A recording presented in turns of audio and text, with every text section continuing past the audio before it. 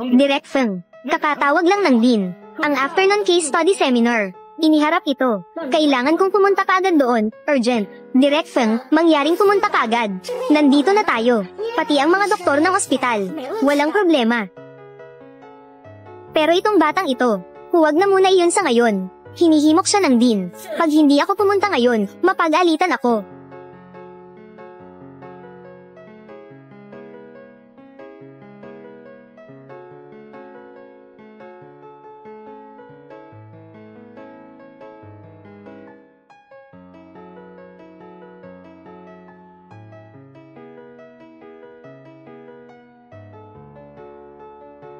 Ano ang nararamdaman mo pagkatapos magising? Kanta ni Doktor. Nanay ko siya. Kinikilala mo ba ako?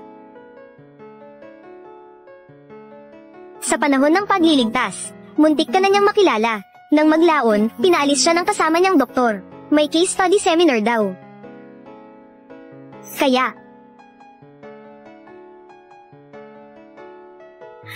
ayos lang. Mas mabuti kung hindi mo ako makikilala. Ito ang itsura ko ngayon. Kalbo ang ulo. Toga sa ospital. Sobrang pangit talaga. Ayokong makilala niya ako. Bumangon si Yuyan. Naghanda ako ng regalo para sa iyo. Tingnan mo.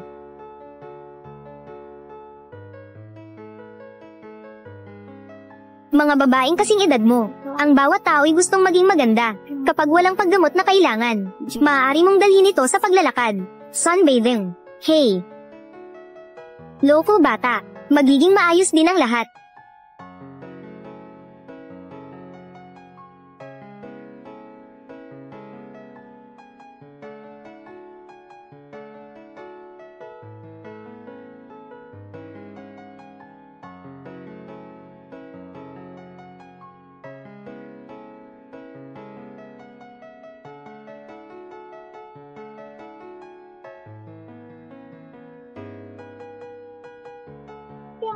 Napakasipag.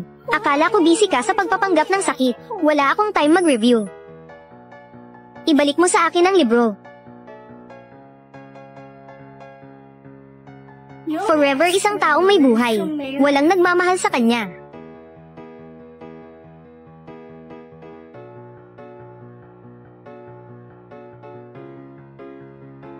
Noong araw na iyon sa second hospital, ang batang babae sa kama. Kamukhang kamukha ni Go Yuyan ang back view. Hindi naman ako ginugulo ng brat na yon lately. Ano sa lupa ang nangyayari?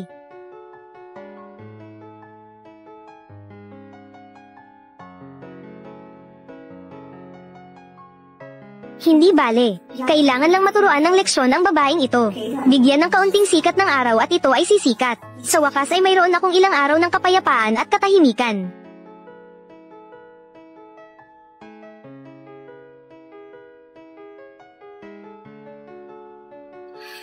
Nasaan ang ulat ng diagnosis na dinala niya noong araw na iyon? Tita Feng, dinalhan kita ng prutas. Tita, ano pong hinahanap nyo? Walang kahit isang lumang record ng medikal. Tita Feng, nag-aalala ka pa rin ba? Nakababatang kapatid ni Yuyan. Actually, hindi naman kailangan. Nabangga ko lang siya sa hallway. Tingnan mo, noon, binibigkas niya ang kanyang mga aralin. Siya ay nasa mahusay na espiritu. Alam ko na, ano kaya ang mali sa brat na iyon? Kanina pa siya nagsisinungaling sa akin. Nag-alala ito sa akin ng hindi kinakailangan. Oops, iyon ang ibig kong sabihin, auntie. Sinadya niyang gawin kang balisa. Huwag mo siyang pansinin, para hindi magalit. Gu Yuyan, pag-ibig ni Tita Feng, dapat sa akin lang ibigay.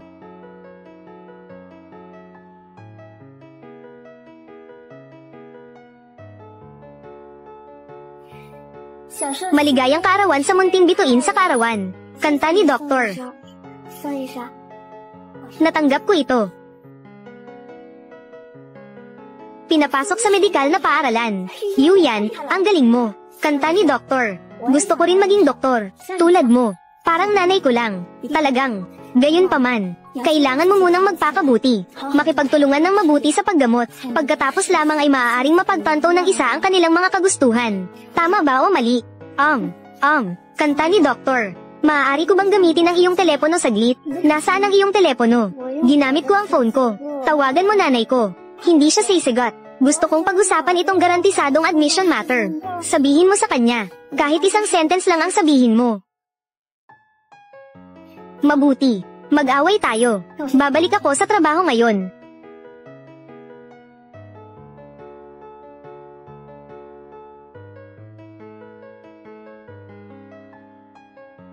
Nanay, sumagot ka. Kahit isang insulto lang ay ayos na.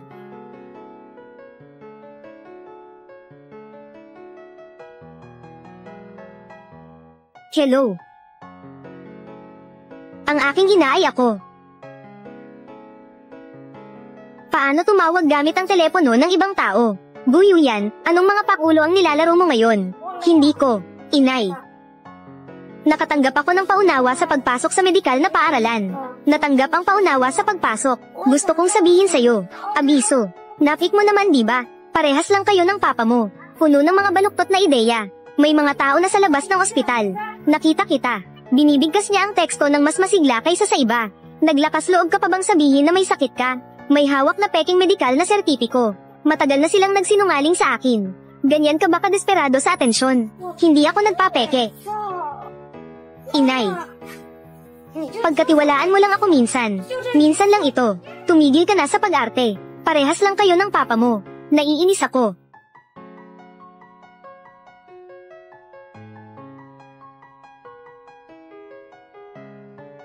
Naiinis ako.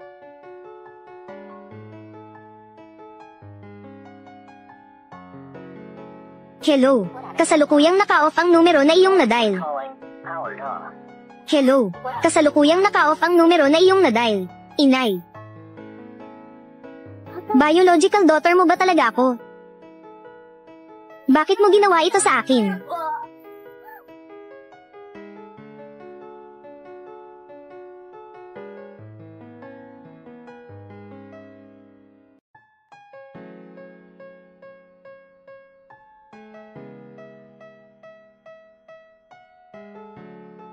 Medikal ng Jiangcheng.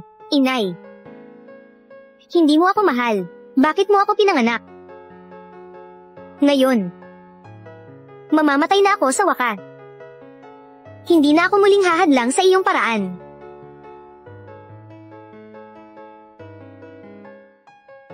Yuyan. Maghanda para sa pagliligtas.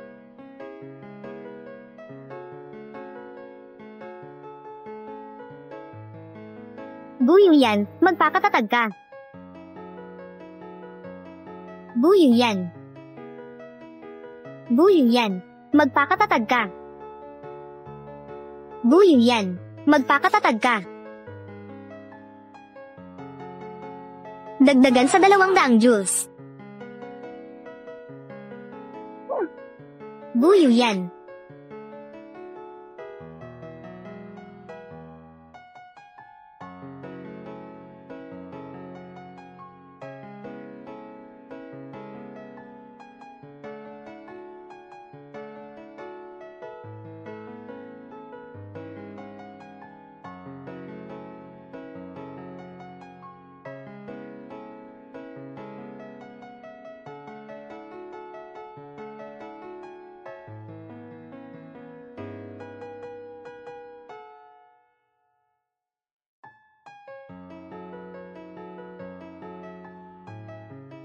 Ako, patay na ba ako? Panahon ng klinikal na pagkamatay. Ika-8 ng Agosto, taong 2025, alas 52 minuto pasado alas 8 ng umaga.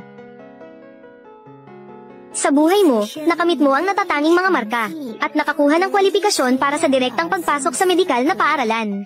Ngunit pumanaw dahil sa huling yugto ng kanser sa tiyan. Hinaanggad mo ang pagmamahal ng ina, ngunit hindi mo ito kailanman natanggap. Ang tiwala at pag-aaruga ni Feng Qin, ang sakit at kalungkutan, ay sumama hanggang sa dulo ng buhay. Tumutugma, sa mataas na antas ng panghihinayang sa buhay, kondisyon para sa kabayaran. Kondisyon para sa kabayaran. Ano ang ibig sabihin nito? Maaaring ibigay sa iyo, 3 araw ng panahon ng pag-iingat ng kamalayan. Sa panahong ito, malinaw mong makikita, at maririnig ang tunay na mundo. at magkakaroon ng pagkakataon na makipag-ugnayan sa iyong mga mahal sa buhay. Mga kaibigan, para sa huling pakikipag-usap, ang kondisyon ay dapat maramdaman ng kabilang panig ang iyong pagdalaw ng kamalayan. Totoo ba na maaari pa akong makapag-follow sa kanila?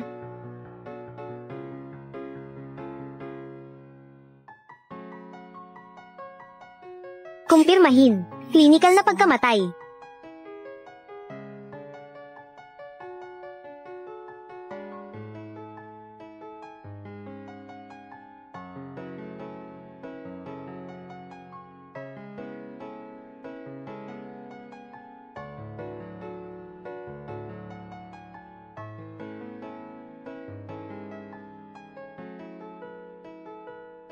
Hoy, buyo yan. Hindi ka pa ba tapos sa kaguluhan mo? Sinabi ko na, ayos lang ako. Huwag mo akong guluhin. Ginang Feng. Ako si Song Ping mula sa Gastroenterology Department ng pangalawang ospital.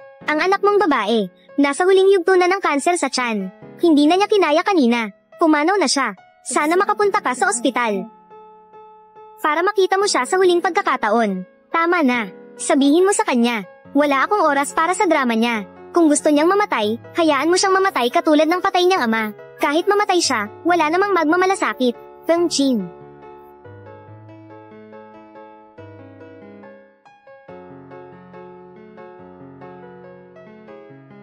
Yu Yan, hindi ko inakala na maghihintay ka hanggang sa kamatayan. Pero hindi mo man lang siya nakita kahit isang beses. Siguradong pagsisisihan ito ni Feng Jin. Dr. Song, ito ay, bago pa man si Yu Yan, ay siya mismo ang pumirma sa kasulatan ng donasyon ng labi. Napakabait niya. Napakabait na nakakasakit ng damdamin.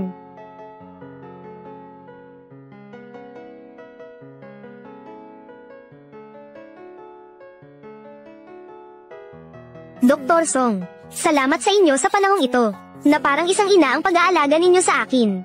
Madalas kong iniisip, kung ang mama ko ay katulad ninyo, na ganito kabait sa akin, hinahawakan ang kamay ko, at nagmamalasakit sa akin. Gaano kaya ito kaganda? Alam ko, ang pag-iral ko ay isang pagkakamali para sa kanya. Marahil ang kamatayan, ang pinakamainam na wakas para sa akin. Ang pag-donate ng labi, ang tanging kahulugan, na may iwan ko sa mundong ito. Ngunit ako, ay may isa pang makasariling hiling. Kung maaari, pakiusap, hayaan siyang maging guro ng anatomaya ko. Gusto kong gamitin ang paraang ito, upang makasama siya sa huling pagkakataon. Hayaan siyang makita ng sarili niyang mga mata, na hindi ko siya kailanman niloko. At isa pa, may isa akong bagay na matagal ko nang gustong sabihin sa kanya. Mama, hindi kita sinisisi, ngunit, kung may susunod na buhay, ayoko nang maging anak mo ulit.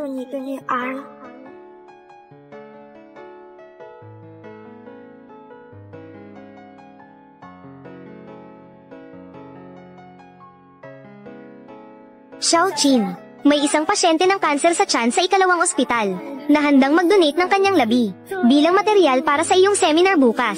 Sa anatomaya, naiintindihan ko.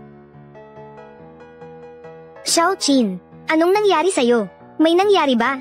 Hay, hindi ba tungkol pa rin sa batang iyon? Ilang araw na ang nakalipas, peke ang ginawa niyang medikal na record. At peke rin ang kanyang sulat ng rekomendasyon. Araw-araw, hindi siya tumitigil. Ngayon, mas malala pa. Sumama pa siya sa iba, para lokohin ako ng sabay-sabay. Sinabi nilang namatay siya sa huling yugto ng kanser sa tiyan. Tumira ako kasama niya. May sakit ba siya? Paano ko naman hindi malalaman? Pero halos 2 buwan na. Hindi ka pa umuwi. Baka naman talagang hindi maganda ang pakiramdam ng bata. Gusto mo bang umuwi at tingnan siya? Mahilig talaga siyang magsinungaling. Pareho sila ng tatay niya. Sabi nila, walang galit na tumatagal sa pagitan ng mag-ina. Dapat makipag-usap ka kay Yan nang maayos. Para hindi ka magsisi sa hinaharap. Magsisi. Oo.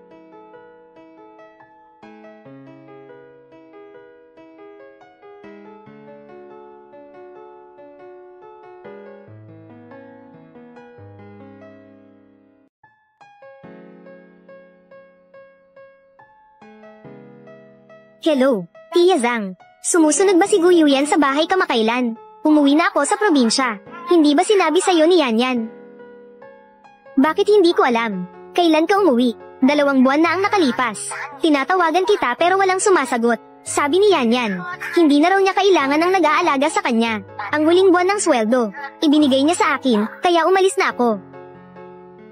Ayos ka, Guyu Yan. Ang dami mo nang natutunan. Gusto kong makita kung ano pang kalokohan ang kaya mong gawin.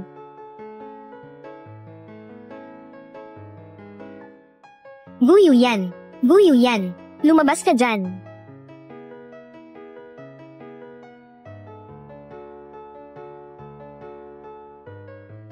Nagsisimula ka na naman. Gusto mo talagang makipaglaro ng taguan sa akin, hindi ba? Tingnan natin kung paano kita haharapin ngayon.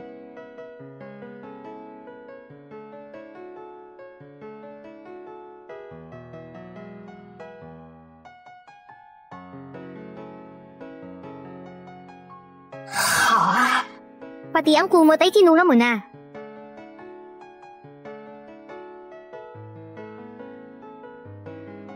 Sige lang, wala na rin ang mga gamit sa banyo.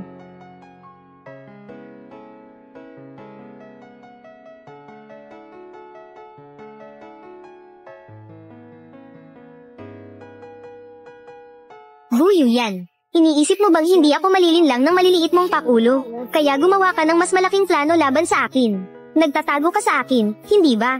Akala mo ba sa ganitong paraan ay matatakot mo ako? Mama, noong araw na nakumpirma ang sakit ko at kailangang ma-hospital, tumawag na ako sa'yo. Pero hindi mo hinayaang matapos ko ang sasabihin ko, at binaba mo na ang telepono. Paumanhin, ang numerong tinatawagan mo ay hindi na aktibo. Guyu Yan, kung hindi ka pa uuwi, papalitan ko na ang kandado ng bahay, at magpalaboy-laboy ka na lang. Tingnan natin kung ano ang gagawin mo pagkatapos. Alam ko na, bukas ang seminar ko. Gusto mo lang makita akong nawawala sa sarili, at pagkatapos ay pagtawanan ako. Talagang pareho kayo ng tatay mo, malupit, pero hindi ko hahayaang mangyari ang gusto nyo.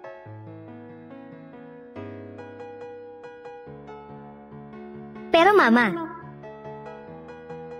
bukas sa seminar, ang labi na iaanatomiya mo ay ako.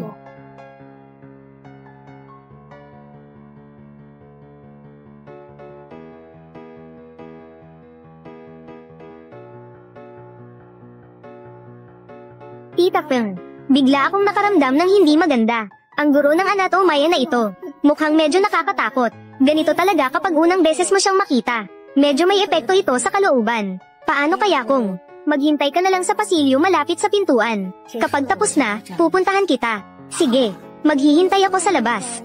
Oo.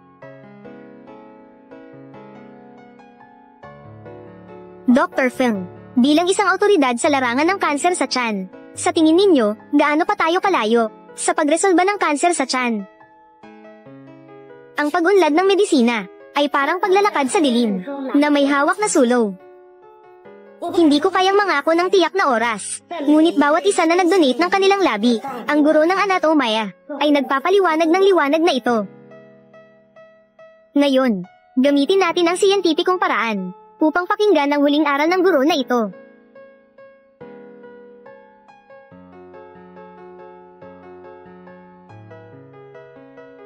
Ako ba ito? Ang mga pasyente ng kanser sa tiyan bago ang wakas ng buhay, dahil sa hirap sa pagkain at iba pang dahilan. Kaya, hindi maganda ang kanilang anyo. Sana mamaya, sa proseso ng pag-anatomya, magpakita tayo ng respeto sa guro ng anatomaya.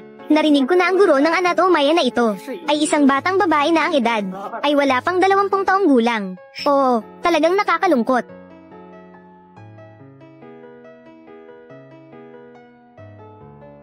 Batang babae, huwag kang matakot. Kapag natapos na ang lahat ng ito, tiyak na tutulungan ka ni tita upang magmukhang maganda at maayos. Noon ang mama ko, hindi kailanman naging ganito kalambing sa akin. Pakiusap, patayin ang flash ng mga ilaw. Pinili ng guro na ito na sa dulo ng buhay ay patuloy na magbigay liwanag. Karapat dapat siyang bigyan ng pinakamalalim na respeto. Hindi lang siya isang kaso, isa rin siyang matapang na gabay kung magkakaroon pa ng susunod na buhay. Siguradong hindi na ako magiging anak mo. Sa buhay na ito, hindi ko kailanman natanggap ang pagmamahal ng ina, at naipon ko na ang sapat na pagkadismaya. Ang nag-donate ng labi ay si Gu Yuyan. 18 pa lang siya. Talagang nakakaawa. Gu Yuyan. Siya ba ang Gu Yuyan na kilala ko? Ang donor ng labi sa pagkakataong ito ay...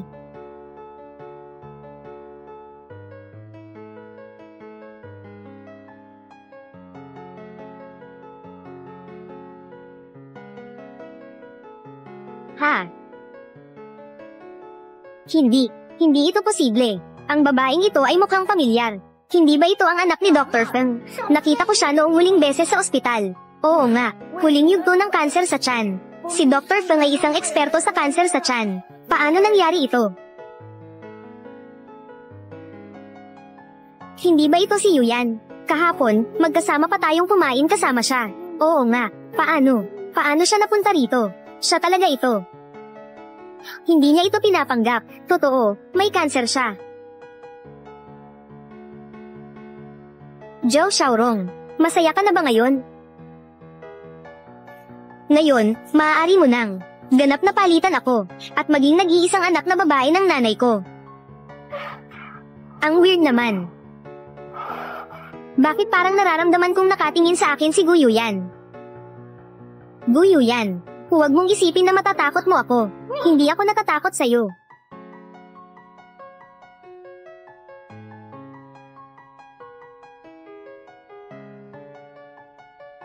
Tingnan mo ng maigi, Mama. Ito ang sinasabi mong pagarte. Ito ang sinasabi mo, na mas mabuti pang mamatay na anak. Ngayon, patay na talaga ako. Dapat masaya ka na.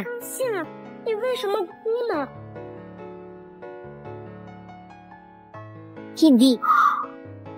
Siguradong nagkamali kayo. Hindi siya si Yuyan. Feng Qin. Kung hindi dahil sa'yo, hindi magiging ganito si Yuyan. Sa ganitong kalagayan ngayon. Huwag kang magsalita ng walang katuturan. Paano ko magagawang saktan ang sarili kong anak na babae? Hindi ba? Simula nang magkasakit siya, inalagaan mo ba siya? Noong dumudugo ang kanyang bibig, dinala mo ba siya sa ospital? Noong nasa paaralan siya, at nahimatay dahil sa sakit, pinuntahan mo ba siya kahit saglit, kahit isang tingin lang? Tumawag ako para sabihin sa'yo, na may cancer siya. Ano ang sinabi mo? Sinabi mong hayaan siyang mamatay. Feng Qin, ikaw ang pumatay sa kanya. Paano naging ganito ang isang ina? Grabe, ang sama ng taong ito. Talagang nakakainis. Wala na talagang konsensya. Imposible. Siguradong niloloko niya na naman ako.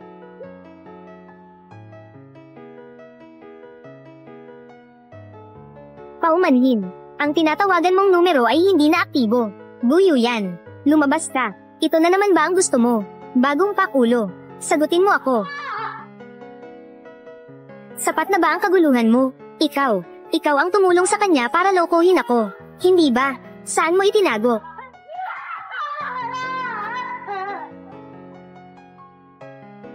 Hanggang ngayon, iniisip mo pa rin ba na niloloko ka niya? Tita Feng, ayos lang po ba kayo? Huwag po kayong masyadong malungkot. Xiaorong, hindi ba sinabi mo sa akin na wala siyang sakit? Ha? Hindi ko alam. Tita Feng, talagang hindi ko alam. Ikaw si Zhao Xiaorong. Sige, ikaw ang pangalawa na pumatay sa kanya. Nagsisinungaling ka. May cancer siya. Anong kinalaman ko doon? Hindi lang sa eskwelahan. Iniiwasan mo siya. Binubuli mo pa siya. Pinunit mo pa ang notebook niya. At ang test paper niya. Itinapon mo sa basurahan. Nagpakalat ka pa ng chismis na siya ang dahilan ng pagkamatay ng lola niya. Isang malas. Ang pinakakinatatakutan ng mga may cancer ay ang ma-stress. Pero ikaw, araw-araw mo siyang pinipilit na mas mapalapit sa kamatayan. Mas malapit pa. Feng Qin, talagang hindi ko maintindihan kung bakit sa isang tao na wala kang kaugnayan sa dugo, lahat ay kayang magbigay ng buong puso. Bakit hindi mo magawa sa panahon ng sakit ng iyong anak na babae? Bisitahin mo siya kahit isang beses. May ganitong klaseng tao pa ba? Aba, pang-aapi. Talagang, mas masahol pa sa hayop nang aapi ng iba. Ina na walang konsensya. Kung hindi mo siya mahal, bakit kailangan isilang siya? Ikaw ang nakita kong pinakamakasarili, pinakawalang konsensyang ina. Sinabi ni Yuyan na iparating ko sa'yo. Hindi ka niya sinisisi. Pero kung may susunod na buhay, Ayaw na niyang maging anak mo. Ayaw na niyang maging anak mo. Mama, maniwala ka sa akin kahit isang beses. Kahit ngayon lang. Huwag ka nang magkunwari. Ikaw at ang iyong ama ay parehong nakakadiri. Ako ba talaga ang tunay mong anak? Bakit mo ako tinatrito ng ganito?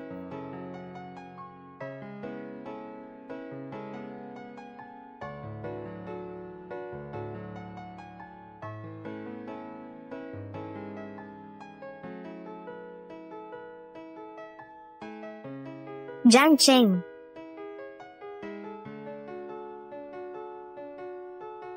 Sabi ng doktor, ako, ay malala ang kalagayan ng aking katawan. Tama na, Gu Yuyan. Ako mismo ang doktor. Hindi ba malinaw sa akin ang kalagayan ng iyong katawan? Hindi ba sapat ang pagiging abala ko? Sinasadya mo bang maghanap ng gulo? Hindi po, Mama. Totoo pong may sakit ako. Sabi ng doktor, ako. Sabi niya, ako ay, tama na. Pareho kayo ng ugali ng tatay mong yumao. Bata ka pa lang, marunong ka nang magsinungaling para makakuha ng awa. Abala ako ngayon. Huwag mo akong guluhin.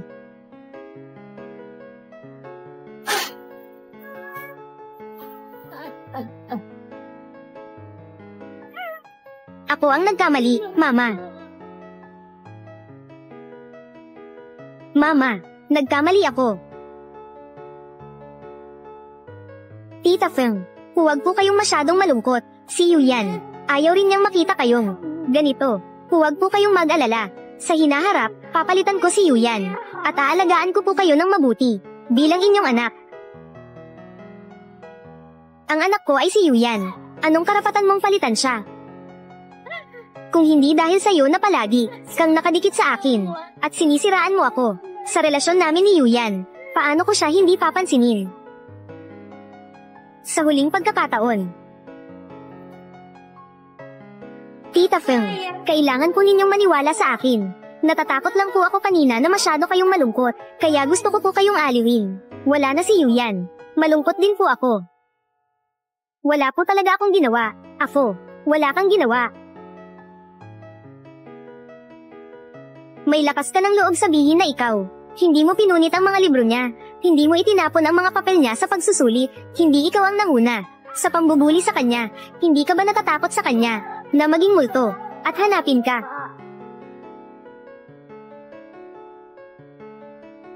Ha, wala akong kinalaman dyan. Ang nanay mo ang laging hindi nagkakagusto sa'yo. Sinasabi niyang katulad mo ang tatay mo. Isang sinungaling. Siya ang nagdasal na mamatay ka. Wala akong kinalaman.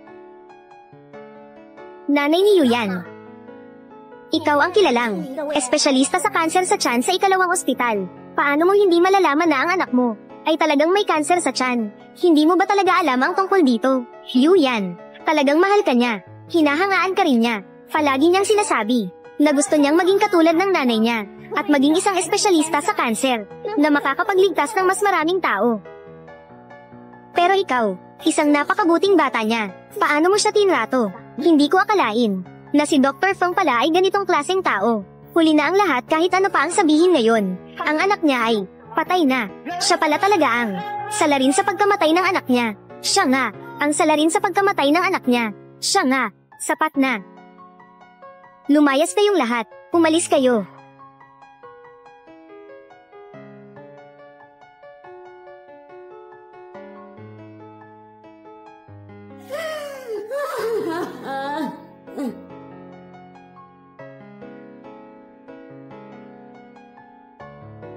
Sinabi mo naman na ikaw, masakit ang tiyan mo, pero sinabi ko na nagsisinungaling ka.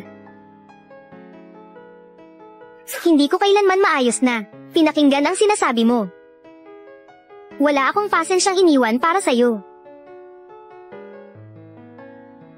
Labis akong nagsisisi, anak.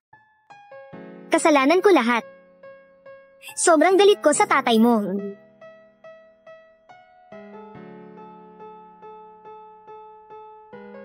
Hindi ko inakala na darating din ang araw na magsisisi ka. Akala ko matigas ang puso mo. Lasinggero siya at sugarol. Araw-araw siyang nagsisinungaling. Sa lahat ng mga taon na ito, ako lang ang nagtiis. Sobrang hirap. Pero, paano ko naipasa ang galit ko sa kanya? Sa'yo. Ikaw ang tunay kong anak.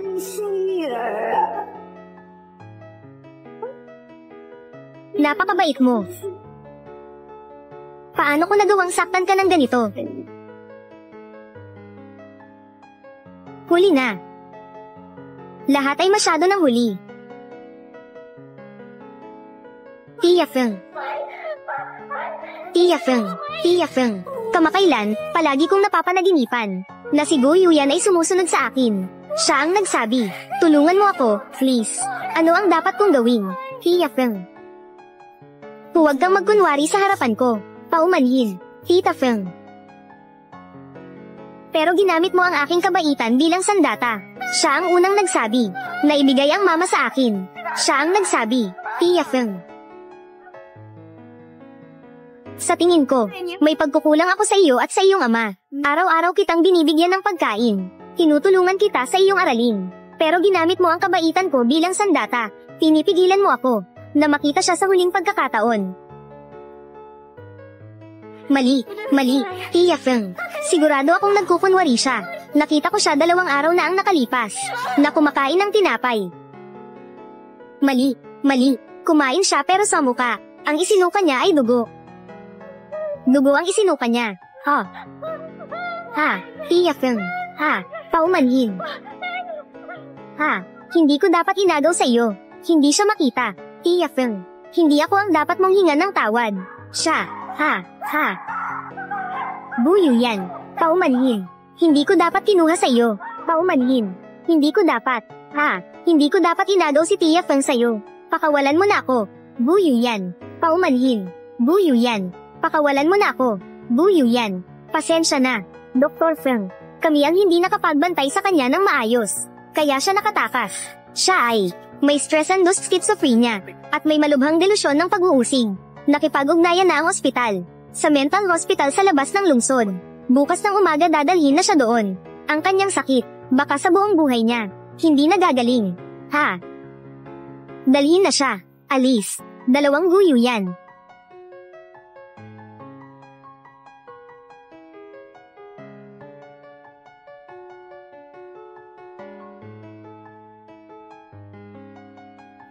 Yuyan. Paumanhin. Kung hindi dahil sa pagpapabaya ko, hindi siya magiging ganito kawalang ingat sa pananakit sa'yo. Kung hindi dahil sa kawalang pansin ko, ang kalagayan mo ay hindi rin lalong lumala ng ganito kabilis. Nakakainis. Ako ang may kasalanan.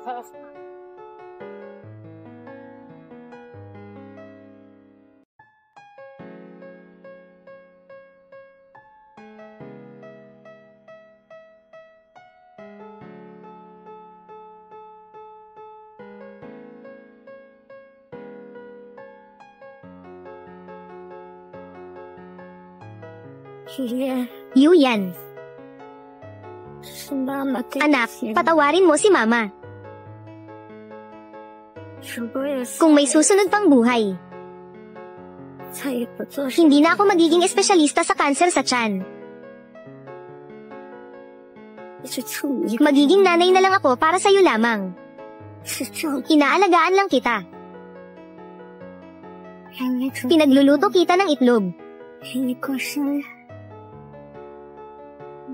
Ayos ba? Ayoko na ng susunod na buhay. Ayoko na sa'yo.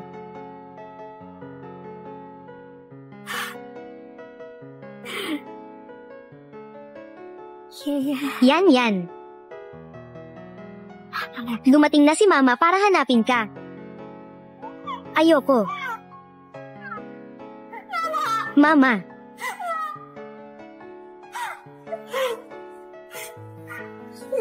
Sa wakas ngayon, pinapahalagahan mo na ba ako? Handa ka pang mamatay para sa akin, pero matagal ko nang hindi kailangan yan. Natukoy ang kamalayan ng host na si Gu Yuyan. Rurok ng emosyonal na paggalaw. Lumampas sa threshold na 78. Buhay na may mataas na antas ng panghihinayang. Na-activate ang mekanismo ng kompensasyon. Sistema ng muling pagsilang. Opisyal na na-activate. Kung maibabalik pa. Kung talagang mabibigyan pa ako ng isa pang pagkakataon, sisiguraduhin kung hindi na mangyayari ang lahat ng ito. Hindi ko nahahayaang ang sarili ko. Ipinanganak sa ganitong klase ng pamilya. Hindi ko nahahayaang ikaw at ako parehong magduse sa ganitong hirap. Babala. Natukoy ang kaugnay na buhay na nilalang. Natukoy ang natitirang paggalaw ng kamalayan. Sabay na lumampas sa kondisyon para matrigger ang muling pagsilang. Nagkaroon ng abnormal na sabay na signal sa sistema. Target ng pagbalik sa oras at espasyo. Sa pilitang itatali ang dalawang kamalayan.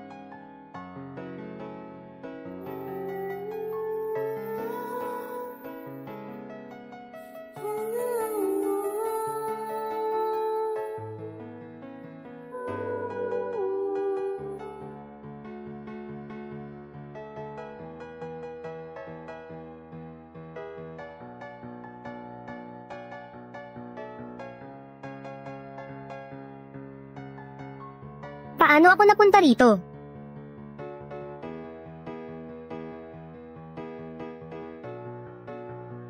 Nahimati ka sa opisina. Ang kasamahan mo ba ang naghatid sa'yo? Huwag na muna nating isipin ito. Binabati kita. Buntis ka na. Mga 6 na linggo na. Pagbubuntis. Imposible ito. Ang asawa ko ay matagal nang. Pero sigurado akong buntis ka. Narito ang resulta ng iyong pagsusuri. Pagbubuntis, 6 na linggo. Ang petsang ito ay 20 taon na ang nakalipas. Bumalik ako sa panahon kung kailan kakabuntis ko pa lang kay Yuyan. Mukhang hindi maganda ang lagay mo. Kailangan bang ipaalam sa ama ng bata para siya ang mag-alaga sa'yo? Hindi na kailangan. Hindi pa ako kasal. Oh. Ay nako, isang hindi kasal na ina. Napakahirap nito. Mag-isa. Kung hindi, pag-isipan mo pa ulit. Hindi. Kailangan kong panatilihin siya. Sa nakaraang buhay ko, inisip kong pabigat siya. Pinagalitan ko siya sa pagsisinungaling. Nakita ko siyang nagdurusa, pero wala akong ginawa. Sa huli, nakahiga siya sa mesa ng autopsy. Payat na payat, butot balat na lang. Sa buhay na ito, kahit ibuwis ko ang buhay ko, poprotektahan ko siya hanggang sa lumaki. Sisiguraduhin kong mabubuhay siya ng maayos. Babawiin ko ang lahat ng pagkukulang ko.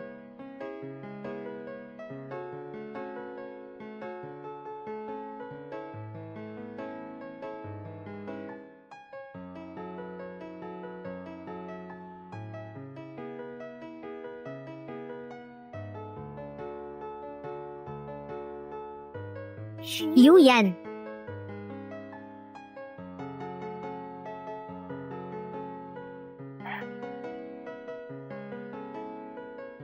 Tita, anong nangyari?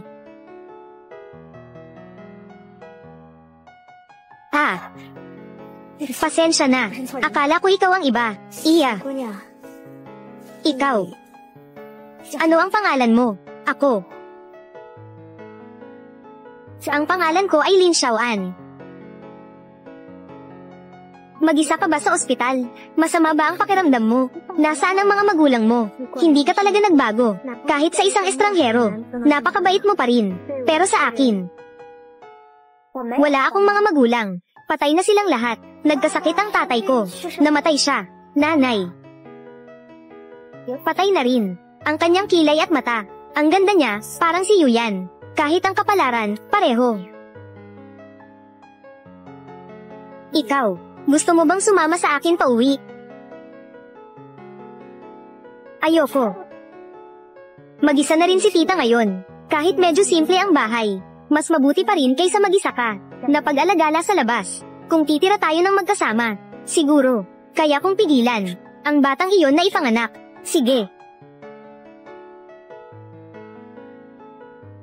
Binili ko ang mga ito para sa'yo. Sabihin mo lang kung may kulang. Salamat, tita. Peng Chin, ikaw, walang hiya kang manggaagaw. Niloko mo ang anak ko. Hayaang makita ito ng mga kapitbahay ngayon. Anong klaseng tao ka?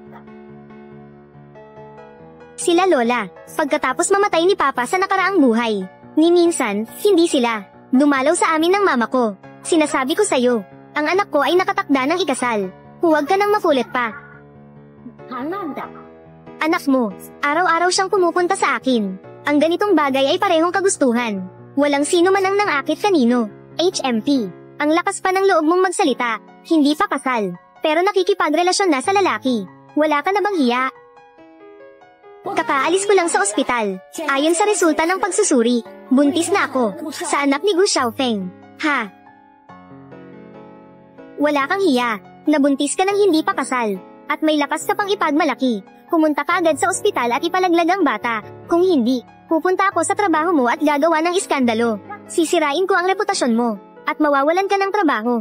Oo nga, kahit ipanganak mo siya, magiging bata siyang walang ama. At ikakahiya ng pamilya ko.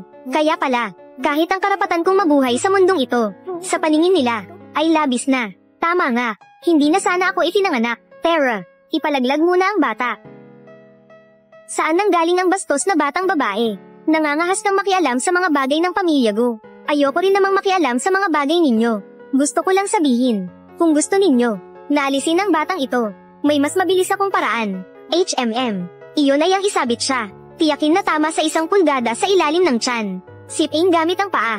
Hampasin gamit ang pamalo. Ikaw.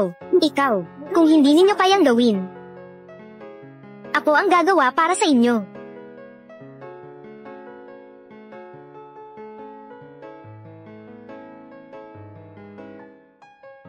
Sandali. Kapag ginawa ito, siguradong may mamamatay. Paano kung dumating ang pulis? Hindi tayo makakaligtas sa responsibilidad. May punto ka. Siguradong ginagamit siya ni Feng Qin para sirain ang pangalan natin. Kapag nag-report siya pagkatapos, siguradong paniniwalaan siya ng pulis. Ang sinasabi ng isang bata, hindi, wala akong ginawa. Ako. Sige, Feng Qin. Nang-ahas kang mag-set up sa amin. Hindi kami magpapaloko. HMPH. Marami akong paraan para disiplinahin ka. Umalis na tayo. HMPH. Maghintay ka. HMPH. Ikaw. Sa wakas, palalayasin mo na ba ako? Tita, salamat sa iyo. Nakaisip ka ng ganitong paraan para takutin sila at paalisin. Siguradong dati, marami kang tiniis na hirap. Sige na, huwag kang mag-alala. Sa susunod, si tita, siguradong, aalagaan ng maayos si Xiaoan. May utak ka ba talaga? Hahanapan kita ng babae mula sa pamilya Zhang. Kaunti lang ang hinihingi nilang dot. Bukod pa rito, magdadala pa ng 10,000 dot. Ayaw mo pa rin. Si Feng Qin, yung babaeng iyon, nabuntis siya ng hindi pa kasal. Napahiya mo ang pamilya natin. Lubos na napahiya. Siya, totoo bang buntis siya? Ay, ma, hindi ba lagi mong gustong magkaapo? Mabuti na lang at buntis siya. Nabuntis siya ng hindi pa kasal. Maliban sa akin, walang ibang mag-aasawa sa kanya. Sa oras na iyon, makakatipid tayo sa dot. Walang paraan. Gusto niyang pumasok sa pamilya ko. Maliban na lang kung patay na ako. Pumunta ka na ngayon sa bahay niya. Sabihin mo sa kanya na ipalaglag ang bata. Kung hindi, pupunta ako sa ospital niya at gagawa ng gulo. Para sa kanya, hindi niya may tatago ang trabaho niya. Sige.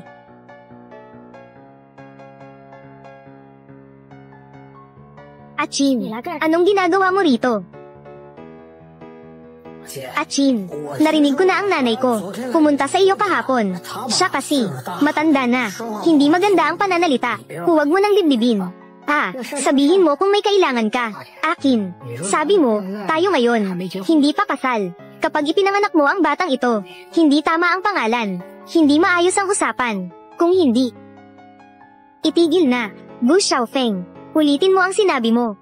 Hindi iyon ang ibig kong sabihin. Ang ibig kong sabihin ay, hintayin natin. Sasabihin ko sa pamilya ko. Tama ba?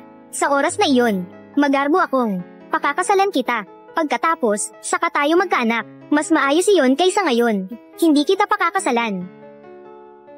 Bukod pa rito, ang batang ito ay akin lamang. Sa iyo, sa pamilya ni Gu, walang anumang kaugnayan. Akin, huwag kang magalit. Ganito, tingnan mo. Ang tagal kitang hinintay. Hindi pa ako kumakain. Gutom na ako. Tayo, kumain muna tayo. Pag-usapan natin ng maayos. May lugaw sa kusina. Pagkatapos mong kumain, umalis ka agad. Wala tayong dapat pag-usapan.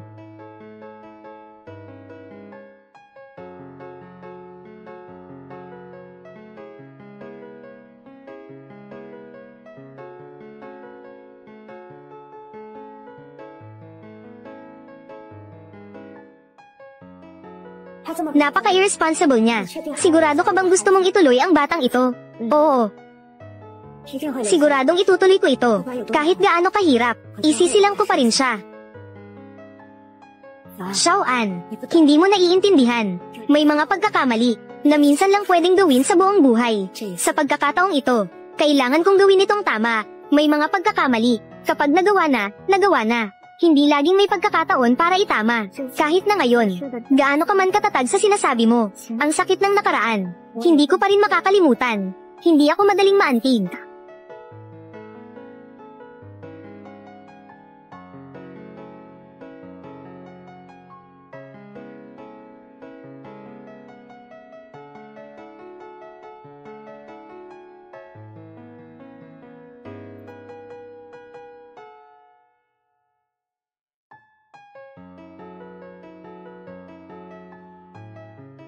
Ano ang nakita mo?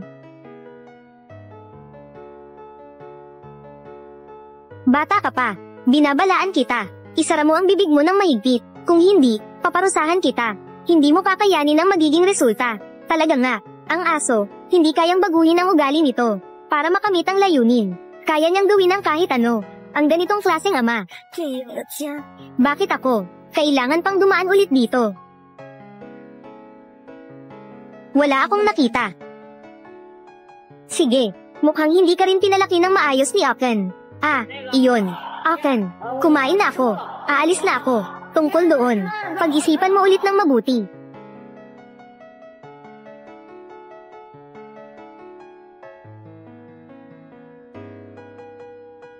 Xiaoan. Anong nangyari? Natakot ka ba sa taong iyon kanina? Natakot ka ba? Wala po iyon, tita. Ang mga taong kagaya niya, hindi mo dapat siya pinapasok. Hindi na mangyayari ulit. Medyo nagugutom ako. Yung lugaw kaninang umaga, mainit-init pa siguro. Tita, mukhang medyo malamig na yung lugaw. Painitin ko na lang para sa'yo. Ha, huwag na. Huwag ka nang mag-abala. Mainit ang panahon. Mas okay na medyo malamig. Ako. Hayaan na lang. Ganito na lang, kung ang gamot na binigay niya ay sapat na malakas, baka tuluyan na itong matapos. Hindi na kailangang ipanganak ang batang ito. Hindi na kailangang ulitin ang sakit na naranasan ko. Tita, medyo pagod na ako. Uuwi na muna ako sa kwarto.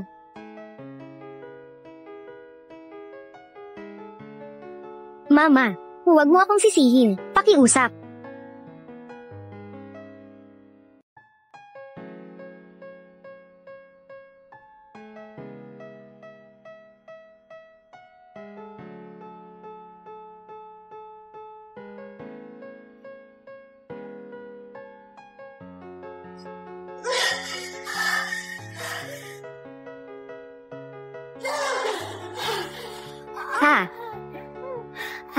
Xiaoan. Tita Feng, anong nangyari sa'yo? Masakit ang tiyan ko. Tawagan mo ang 120 para sa akin.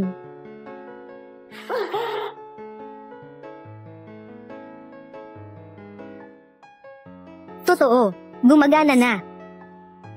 Sa wakas, matatapos na. Pero bakit, habang nakikita ko siyang nasasaktan, ang puso ko ay ganito kasakit? Ginang Feng, ano ang kinain mo kamakailan? Mga pagkaing nakakapagpasigla ba? Malakas ang pag-urong ng matri. Kung magpapatuloy ito, baka hindi na mailigtas ang bata. Ako mismo ay isang doktor. Maingat ako sa pagkain ko palagi. Doktor, pakiusap, tulungan mo ako. Siguraduhin mong mailigtas ang batang ito. Kumalma ka muna. Ha, anong nangyari? 2 araw pa lang, na-hospital ka na. Sa tingin ko, talagang ikaw ay hindi seryoso sa pag-aalaga ng pagbubuntis mo.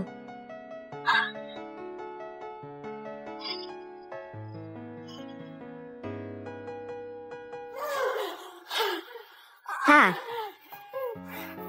Xiaoan. Tita Feng, anong nangyari sa'yo?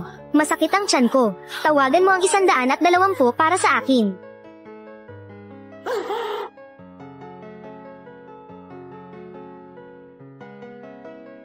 Totoo, umepekto na. Sa wakas, matatapos na. Pero bakit kapag nakikita ko siyang nasasaktan, ang puso ko ay sobrang nasasaktan? Ginang Feng, anong kinain mo kamakailan? Mga pagkaing nakakairita ba? Matindi ang pag-urong ng matris mo. Kapag nagpatuloy ito, baka hindi na mailigtas ang bata. Ako mismo ay isang doktor. Maingat ako sa pagkain ko palagi. Doktor, pakiusap. Tulungan mo akong mailigtas ang batang ito. Kumalma ka. Ha, anong nangyayari? 2 araw pa lang, na-hospital ka na. Sa tingin ko, talagang, ayaw mong alagaan ng maayos ang pagbubuntis mo. Pakiusap, huwag kayong magingay. Ngayon, nailigtas ang sanggol. Pero, kung masyadong magulo ang emosyon, o kung mabigla ka, madaling malaglag ang bata. Naiintindihan ko. Doktor, halika. May itatanong ako sa'yo. Doktor, sabihin mo sa akin ng palihim. Ang batang ito ba ay lalaki o babae? May patakaran ng ospital na bawal sabihin. Siya ang manugang nila. Sabihin mo, walang problema. Ay, iniinsulto niyo ako. Zay, nagpapanggap ka pang mataas. Ang bata sa sinapupunan ni Tita Feng. Babae ito. Ikaw, batang babae. Paano mo nalaman? Ako. Hindi sinasadya, narinig ko sa doktor. Babae nga talaga. Matagal na dapat itong ipalaglag. Hindi pwede, kailangan kong puntahan ang doktor. Ayusin ang tungkol sa batang ito. Tingnan natin kung sino sa inyo ang maglalakaslob. Anak ko ito. Ako ang magpapasya. Wala kang hiya. Alam mong nakatakda ng magpakasal ang anak ko. Pero heto ka, buntis, at pilit kang kumakapit sa amin. Gusto mo lang naman ng dot, hindi ba? Hindi ko kailanman inisip na panagutin kayo. Ito ang laman at dugo ko. Sa pamilya nyo, walang kahit anong kaugnayan. Zay, mas maganda pa ang sinasabi mo kaysa sa kanta. Kapag ipinanganak na ang bata, hindi ba't pilit mo pa rin itong ipapasok sa pamilya namin? Sa oras na iyon, ano na lang ang sasabihin ng mga kapitbahay? Ang pamilya namin. Bakit pa tayo nakikipag-usap sa kanya? Dalhin na siya sa doktor. Tara, anong balak nyo? Xiaoan. Bitawan mo ako. Mag-ingay ka. Magulo ka. Ito ang daan na pinili mo. Tingnan mo ang mga ganid na ito. Ito ba ang mundong gusto mong dalhin ako? Dito. Bitawan niyo ako. Anong ginagawa niyo? Gumagawa ng gulo sa ospital. At nananakit pa ng tao. Kapag inulit niyo pa, tatawag na ako ng pulis. Lumabas. Umalis. Lumabas. Masamang babae, maghintay ka lang. Hindi kita papapasukin. Ikaw, masamang babae. Tita Feng, natakot ako kanina. Kailangan mo pang magpahinga. Bumalik ka na sa kwarto mo. Alam kong hindi ito aksidente.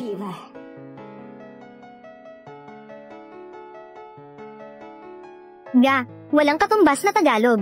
May naglagay ng kung ano sa pagkain ko. Nilagyan ng kung ano.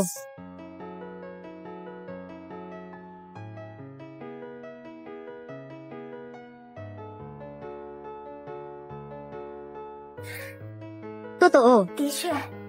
Kung walang panlabas na pampasigla, hindi ito mangyayari ng biglaan.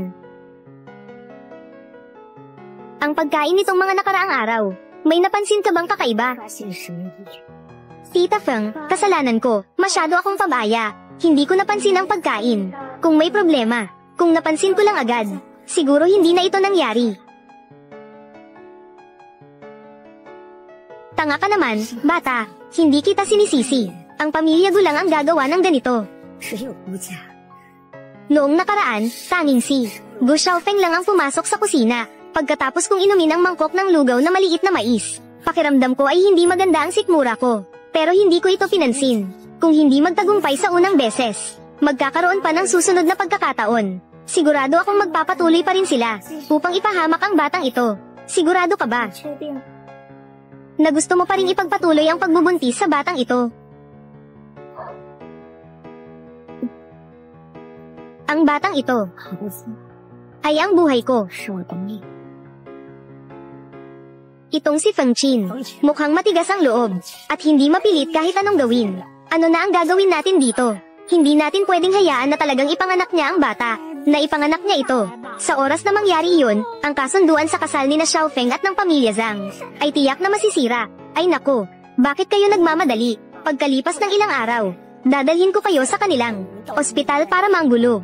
Sa oras na iyon, ipapakita natin sa ospital nila na itong espesyalista sa kanser sa sikmura ay may masamang ugali sa likod ng kanyang propesyon. Nangaakit ng lalaking may asawa, nabuntis ng hindi kasal, at patuloy na nangungulit. Oo, itong ospital na ito ay pinapahalagahan ang reputasyon. Sa oras na iyon, tiyak na hindi na siya tatanggapin dito. Kapag siya ay natanggal na sa trabaho at nawalan ng sweldo, tingnan natin kung paano niya bubuhayin ang bata. Sa oras na iyon, hindi na natin kailangang pilitin siya. Siya mismo ang nagpalaglag ng bata. HMP. Ha. Terra. Panalo. Bilis. Bigay mo na ang pera. Hay, ayoko na maglaro. Wala na akong pera. Pare, hindi ito pwede Narinig ko, ang dalaga ng pamilya Zhang ay nakipagkasundo na sa'yo. May dala pa siyang dowry. Kulang pa ba sa'yo ang perang iyon? Huwag mo nang banggitin. Dati, nakipagrelasyon ako sa doktor na iyon. Noong nakaraang 2 araw, nalaman kong buntis siya. Hay, hindi ko na alam kung paano makakawala dito. Pinilit ng nanay ko na siya ang magpalaglag ng bata. Gusto ko na siyang hiwalayan. Nakakainis. Doktor, hindi ba maganda iyon? Ang mga doktor ngayon ay malaki ang sweldo. Sa tingin ko, samantalahin mo ang pagkakataon na wala siyang mapuntahan ngayon at pakasalan mo siya. Gamitin mo ang pera niya para makabawi. Kapag nanalo ka na sa pera, kahit sino pa, Zhang o Li, ay pwede mong piliin. Pero ang nanay ko kasi, ano bang alam ng nanay mo? Ang dalaga ng pamilya Zhang. Malalaman niyang nabuntis mo ang iba. Ikaw pa ba ang pakakasalan niya? Samantalahin mo ang oras na ito. Hindi mo ba kukunin ang pagkakataon? Pag lumampas ka dito, wala nang ganitong pagkakataon. Hay, oo nga. Siguradong panalo itong transaksyong ito.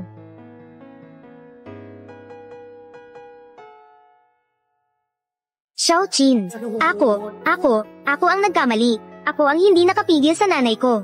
Hinayaan ko siyang magdala ng tao para manggulo sa trabaho mo. Totoo ang nararamdaman ko para sa'yo. Magpakasal na tayo. Magiging mabuti ako sa bata. Totoo. Ngayon ka humihingi ng tawad. Hindi mo ba nararamdamang huli na? Nagpunta ako sa ospital para magpa-check up sa pagbubuntis. Nang hindi ako makatayo dahil sa pagsusuka. Nasaan ka? Ang nanay mo nagdala ng tao para harangan ang kwarto ng ospital. Pinilit niya akong magpalaglag. Nasaan ka? Ang nanay mo nagpunta sa trabaho ko para manggulo. Dahil sa kanya, muntik na akong mawalan ng trabaho. Nasaan ka noon? Nagkamali ako. Ako ang walang silbi. Ako. Noon, sobrang duwag ako. Hindi ko kayang tanggapin ang katotohanang magiging ama ako. Xiaoqin, pwede mo akong saktan o murahin. Huwag mo lang akong baliwalain. Kapag talagang hinayaan mo sila, magpakasal at kumuha ng marriage certificate, ang batang ito ay siguradong isisilang. Hindi pwede. Kailangan kong pigilan sila. At noong nakaraan, pumasok ka sa kusina ng bahay ko. Ginalaw mo ang kaldero ng lugaw. Pagkatapos kong kumain, kinagabihan, sumakit ang tiyan ko at damyugo. Halos nakunan ako. Ikaw, ang ganitong klaseng tao. May lakas ng loob ka pang humingi sa akin. Ako, wala akong ginawa. Nangangako ako. Hindi ko talaga ito ginawa. Anak natin ito, dugo at laman natin. Paano ko siya masasaktan? Hindi ikaw. Ako ba ang gumawa nito? Ako, wala talaga akong ginawa. Ha, baka ang nanay ko. Hindi kanya gusto mula pa noon. Baka siya ang may gawa nito. Siguradong yung batang babae na iyon ang nagsumbong. Siya ang nagbigay ng impormasyon. Xiaoqin, ayaw mo rin naman na ang batang ito ay ipanganak na walang ama, di ba? Magiging maayos tayo. Bibigyan natin siya ng buo at maayos na pamilya. Palalakihin natin ng maayos ang bata. Magpakasal na tayo. Ha? Paano naman ang nanay mo? Paano mo ipapaliwanag sa kanya? Kung babalik siya, paano kung manggulo siya sa trabaho ko? Huwag kang mag-alala. Ako ang haharap sa nanay ko. Nangangako ako. Hindi ka na niya guguluhin. Tayo. Magparehistro na tayo. Ang ganda ng iniisip mo Si Tita Feng ay napakahusay na tao. Hindi mo siya basta-basta mapapangasawa dahil gusto mo lang. Sino ka ba sa tingin mo? Magpapakasal kami ni Xiaoqin. Anong pakialam mo? Bukod pa dyan, ikaw, batang babae. Sino ka ba?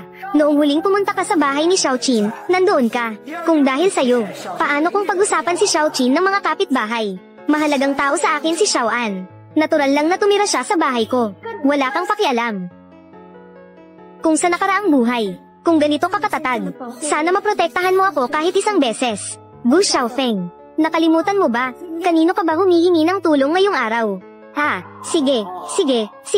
Si Xiao Qin. Dahil buntis ka, hindi ko na siya papansinin. Yun nga, tungkol sa sinabi ko kanina. Pag-isipan mo ulit ng mabuti. Sa loob ng ilang araw, babalik ako. Ha?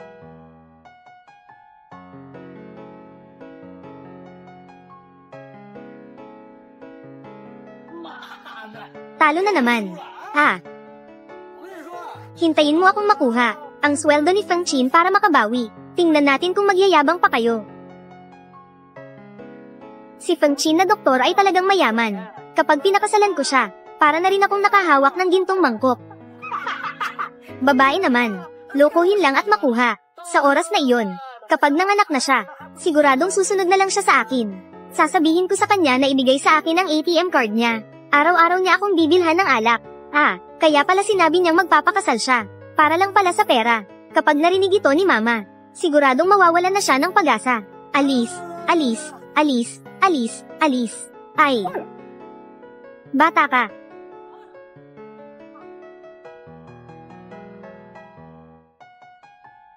Tumabi ka. Kung hindi, tatawag ako ng pulis. Natatakot ba ako dyan? Uy, ang tapang mo na. Nagtatangka ka pang mag-record. Tingnan natin kung makakapag-record ka pa.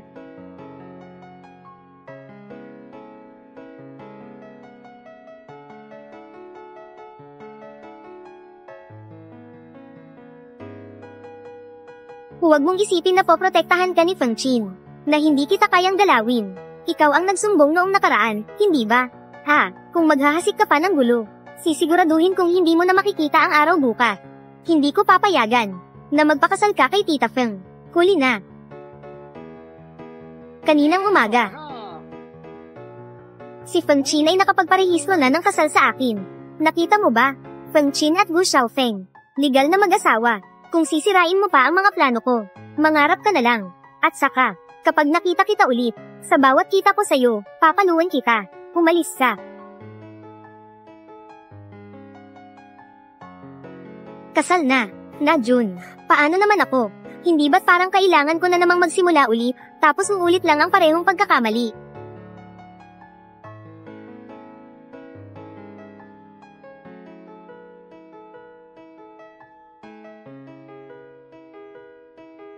Bumalik na si Xiaoan. Tita Feng, anong nangyari dito? Ay, may mainit pang pagkain sa kusina. Kumain ka na. Nasaktan ka ba? Si Gu Xiaofeng ba ang may gawa nito? Itong gulo sa bahay, siya rin ang may kagagawa nito. Ayos lang ako. Pumunta siya para humingi ng pera.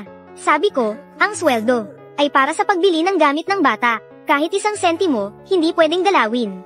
Nainis siya. Nagbasag siya ng ilang gamit. Bakit mo pa rin pinili na magparehistro ng kasal sa kanya? Alam mo namang parang apoy siya na mapanganib. Bakit mo pa rin piniling tumalon sa apoy?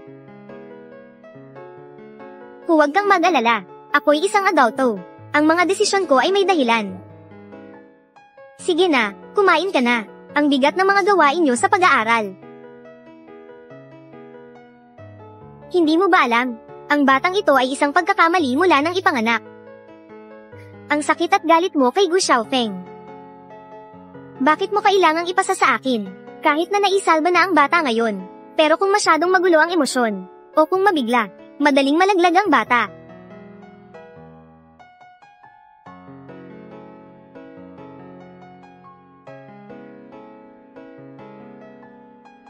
Lola Gu, kamakailan, gusto ni tita ng maasim. Pero walang marunong magluto sa bahay. Pwede ka bang magluto para sa kanya? Maasim na anak na lalaki, maanghang na anak na babae. Sige, pupunta na ako. Hindi ko talaga pwedeng hayaan ang batang ito na ipanganak. Maranasan ang lahat ng pinagdaanan ko. Anong klaseng bahay ito? Ang kasinang ito, wala man lang dingding. Tingnan mo ang usok, nakakamatay sa tindi. Hayaan na, para sa magiging apo ko, titiisin ko na lang. Ay, ang magiging ginan ay dumating. Ni hindi man lang bumati, talagang walang modo. Lola. Avenue. Halika muna at umupo ka. Sa hinaharap, aasa pa kami sa inyo. Nasaan si tita na nag-aalaga? Mabuti na lang at may isa pang may malasakit. Sasabihin ko sa'yo, ako talaga. Binabantayan kita para sa anak ko. Huwag kang laging nagpapakita sa publiko. Sisirain mo ang reputasyon ng pamilya ko. Magpahinga ka ng maayos sa bahay habang nagbubuntis. Sasabihin ko ulit sa'yo, kung hindi ka makakapagluwal ng apo, hindi kita patatawarin, matandang babae. Hindi ako nag-aanak para sa pamilya ko. Lalaki man o babae, kapalaran ko iyon. Basahin mo. Ang mga atsirang ito ay ako. Espesyal na dinala para sa'yo. Kailangan mong kainin. Kailangan mong magluwal ng apo para sa akin. Ayoko ng maasim. Basta't malusog ang anak ko, ayos na. Lalaki man o babae, mahal ko sila. Sumasobra ka na. Ginagawa ko ito para sa ikabubuti mo. Huwag mong sabihin. Gusto mo bang magluwal ng isang walang kwentang anak? Nakakahiya ba? Tita Feng, tama ang sinabi ni Lola Gu. Kung babae ang anak, mas mabuti pang ipa-abort mo na siya agad. Huwag mong hintayin ang panahon na mahirapan ka pati ang bata. Xiaoan, ikaw. Oh, dumating ka na. Tita, dumating na. Bilis, bilis, bilis. Pasok na. Tita, ano bang pinagtatalunan ninyo?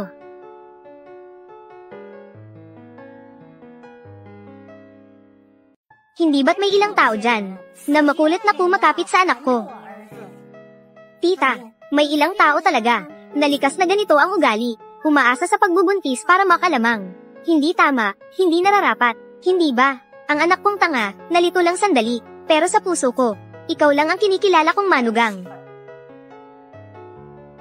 Xiao Qin, matuto ka kay Xiao Zhang.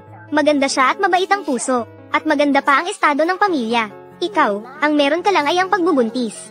Hindi mo pa nga maayos na inaalagaan. Akala mo kung sino ka na. Tita, huwag niyo pong sabihin yan. Si Dr. Feng ay abala sa malalaking bagay. Hindi siya gumagawa ng mga gawaing bahay. Hindi tulad ko, na ang nais lang ay alagaan ng asawa at mga anak, at maayos na alagaan ang bahay. Si Tita Zhang ay talagang mabait at maganda. Sayang at hindi ka pinakasalan ni Tito Xiaofeng.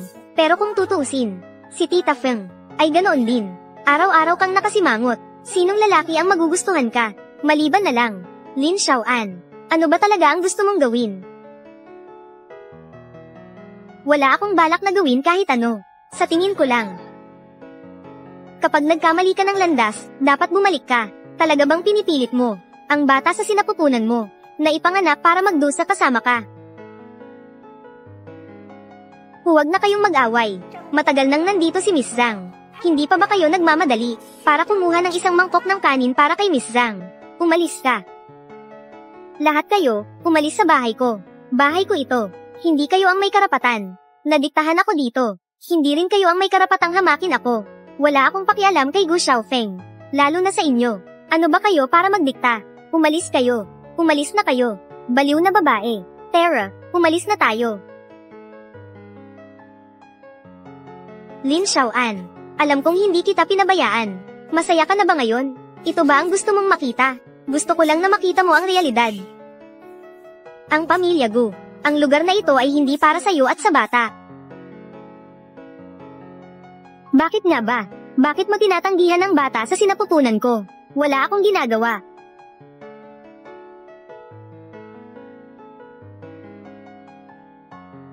Ang librong ito, ikaw ang naglagay nito sa tabi ng kama ko, hindi ba?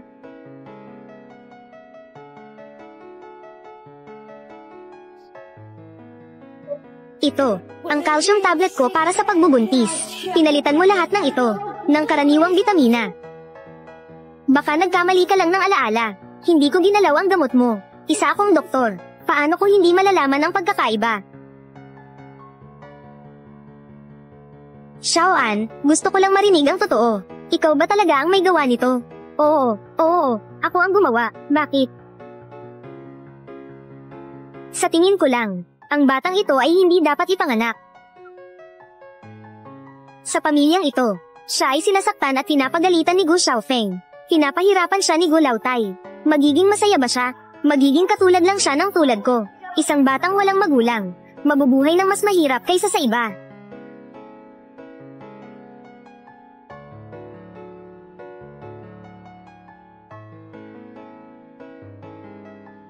Umalis ka na. Hindi ka kasya sa pamilyang ito, Feng Chin. Pagsisisihan mo ito. Hindi ko pinagsisisihan ang mga ginawa ko. Hindi ko pinagsisihan noong pinatira kita dito. Ngayon, pinalalayas kita. Hindi ko rin ito pagsisisihan.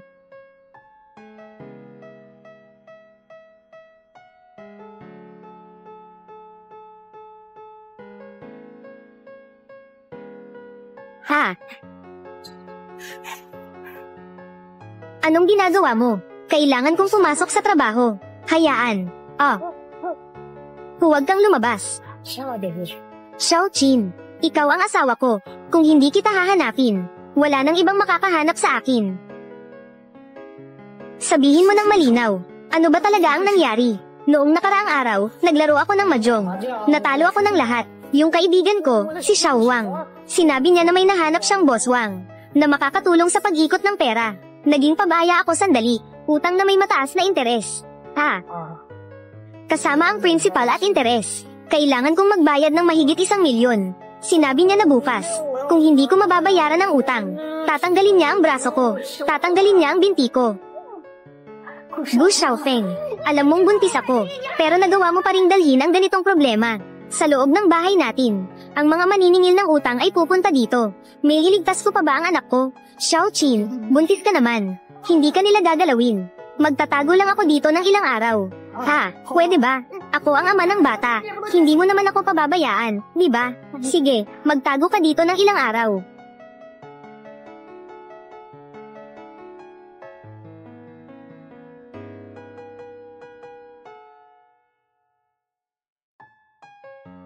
Feng Chin, hindi mo talaga alam.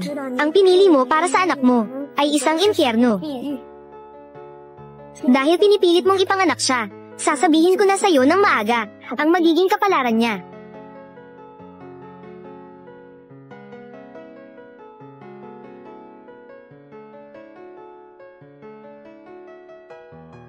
Si Gu Xiaofeng na walang kwenta. Saan ba talaga siya nagtatago? Ang asawa niya talaga bang nagtatrabaho sa ospital na ito? Nasigurado ko na, hindi ito mali. Ang pangalan niya ay Feng Chin. Isa pa siyang eksperto. Ang utang ng asawa, babayaran ng asawa. Natural lang iyon. Kung hindi mahanap si Gu Xiaofeng, hanapin na lang ang asawa niya. Takutin siya. Hindi ako naniniwalang hindi siya maglalabas ng pera. Feng Chin, huwag mo akong sisihin. Ikaw ang nagtulak sa akin na gawin ito. Ayaw mong sumuko. Kaya tutulungan kitang sumuko. Basta matakot lang ng kaunti, malay mo, ang batang iyon, hindi na mararanasan ang sakit na naranasan ko. Dalawa, kayong dalawang kuya, hinahanap niyo ba si Tita Feng Chin? Sino ka? Anong pakialam mo? Malayo akong kamag-anak niya, si Gu Xiaofeng. Araw-araw niyang inaapi si Tita Feng. Baka alam ni Tita Feng kung nasaan siya. Pwede ko kayong samahan para hanapin siya. Pero, pwede bang huwag niyong apihin si Tita Feng? Siya lang ang nag-iisang kamag-anak ko. Sige, maliit na kapatid na babae. Mukhang alam mo ang ginagawa mo. Ituro mo ang daan. Ang lakas ng loob mong lokohin kami. Magbabayad ka sa ginawa mo.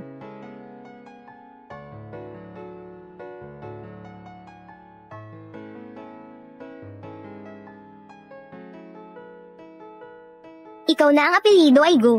Nagtatago ka sa loob na parang duwag. Lumabas ka na agad. Kung hindi ka magbabayad ngayon, papatayin ko ang buong pamilya mo. Ikaw na ang apelyido ay Gu. Bayaran mo ang utang mo.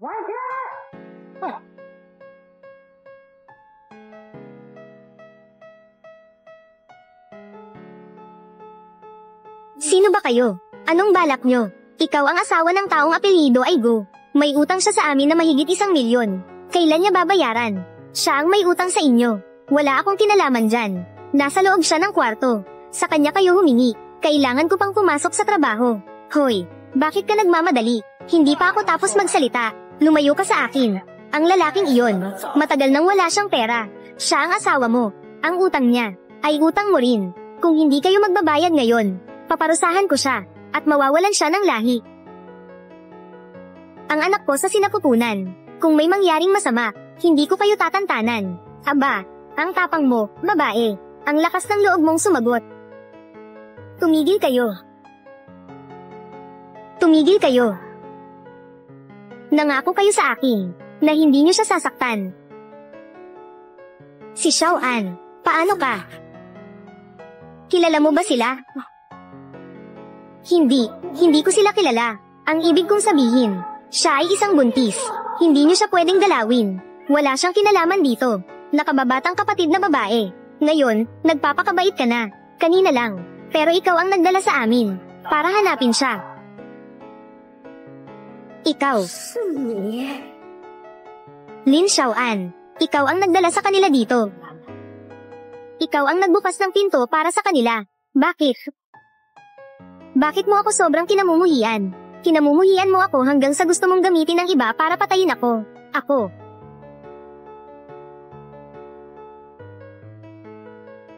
Gu Xiaofeng.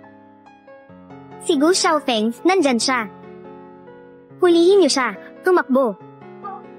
Sa wakas, nahuli na kita. Babayaran ko ang utang ko. Ikaw, malas ka. Kung hindi dahil sa'yo, paano ako magiging ganito kamalas?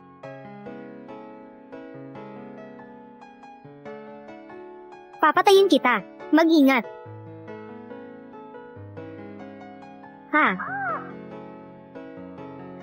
Baliw ka. Naglakas loob ka pang gumamit ng kutsilyo. Dahil hindi mo mabayaran ang utang. Kukunin na lang ang mga pyesa mo bilang kabayaran. Umalis. Hindi maganda ang mga pyesa ko. Walang halaga. Bakit? Alam mo naman, ako ang nagdala sa kanila dito. Bakit mo? Pinili mo pa rin akong ipagtanggol mula sa kutsilyo. Ako.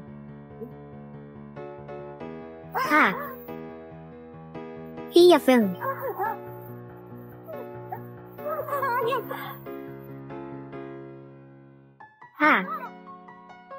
Tia Feng. Nanay. Nagkamali ako. Tulungan niyo ako. Nanay.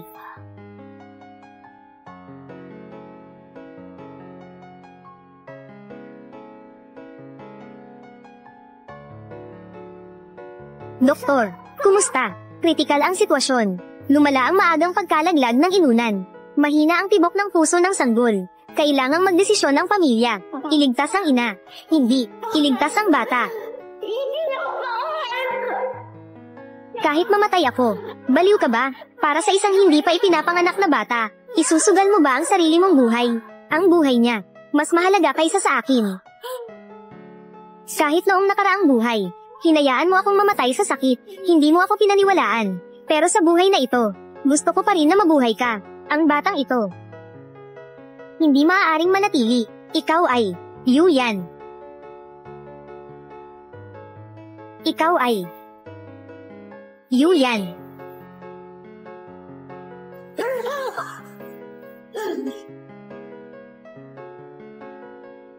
Doktor, binibini. Doktor, nakikiusap ako sa iyo. Kailangan mong iligtas siya. Nakikiusap ako sa iyo. Iligtas siya. Huwag na ang bata. Siya na lang ang natitira kong kamag-anak. Doktor, nakikiusap ako sa iyo. Kailangan mong iligtas siya. Halika, tumayo ka muna. Huwag kang mag-alala. Binibini, magpakalma ka. Sa larangan ng medisina, mas inuuna rin ang pagtiyak sa kaligtasan ng buhay ng ina. Kapag kalmado ka ngayon, malaking tulong iyon para sa kanya. Sige.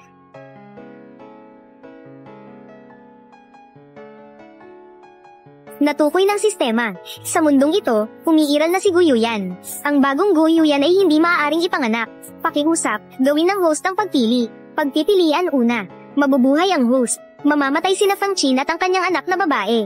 Pagpipilian pangalawa. Ligtas na maipapanganak ni Feng Qin si Gu Yuyan. Ngunit mawawala ang host, at mabubura ang lahat ng bakas ng kanyang pag-iral.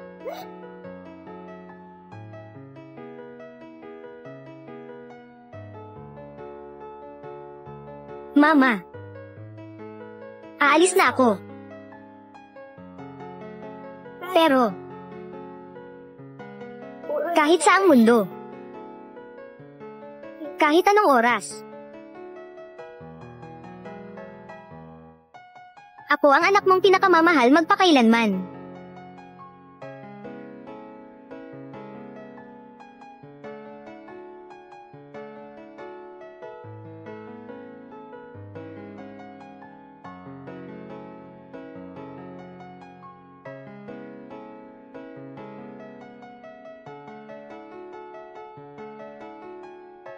Yuyan.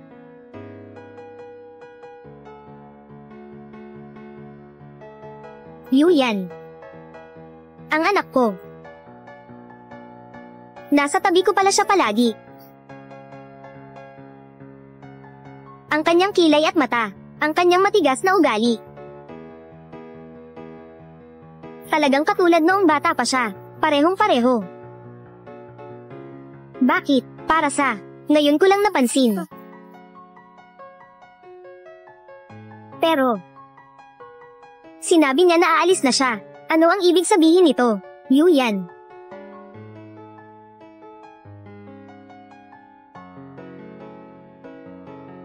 Tita Feng, hindi. Pakiusap, pahintulutan mo ako. Natawagin kang mama sa huling pagkakataon. Mama.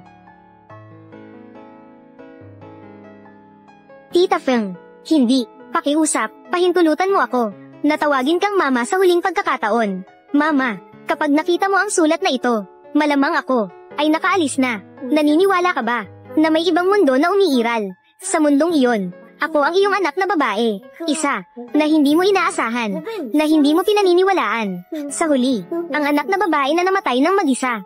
Bumalik na ako, kasama ang lahat ng galit, at ang hindi matanggap na bumalik. Ang nais ko lang sana, ay pigilan ang aking kapanganakan. Pigilan ang pagulit ng trahedya. Galit ako sa'yo. Galit ako sa'yo dahil ayaw mong ibahagi sa akin kahit kaunting lamang. Galit ako sa'yo dahil kahit noong ako'y may sakit at namatay, ayaw mo pa rin akong bisitahin kahit saglit. Pero, nakikita kita, na pilit mong gustong protektahan ang batang ito. Nakikita kita na inaapi ng pamilya ko. Nakikita kita na sinasalo ang kutsilyo para sa akin. Ang puso ko ay sobrang nasasaktan. Mama, hindi pala totoo na hindi ka marunong magmahal. Kundi noong panahon na iyon, hindi ako karapat-dapat sa iyong pagmamahal. Tama ba? Hindi. Hindi ganito. Paumanhin, Mama, marami akong maling nagawa. Marami akong nasabi na nakasakit sa'yo. Halos masira ko na naman ang lahat. Hindi ko alam kung paano haharapin ka. Mas lalong hindi ko alam kung paano haharapin ito. Malapit nang ipanganak, ako mismo. Aalis na ako. Kalimutan mo na ako. Kung ang iyong anak ay ipinanganak na, pakiusap, mahalin mo siya ng lubos. Ang utang mo sa akin, ibigay mo na lang lahat sa kanya. Nakikiusap ako sa'yo. Hayaan mo siyang lumaki sa isang kapaligirang puno ng pagmamahal. Hayaan mo siyang maging malusog, masaya. Huwag mo nang hayaang siya maging katulad ko. Yuyan, anak ko. Talagang nagkamali si Mama.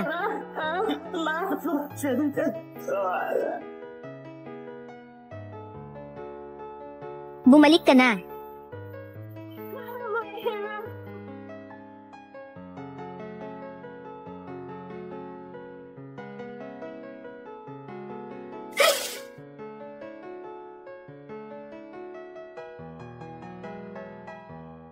Ano ang nangyayari?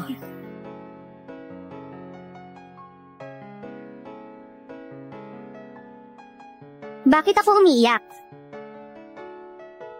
Yuyan. Sino si Yuyan? Pamilyar ang pangalang ito. Pero, maganda rin pakinggan. Sa hinaharap, pangalanan ko ang anak kong babae, Yuyan.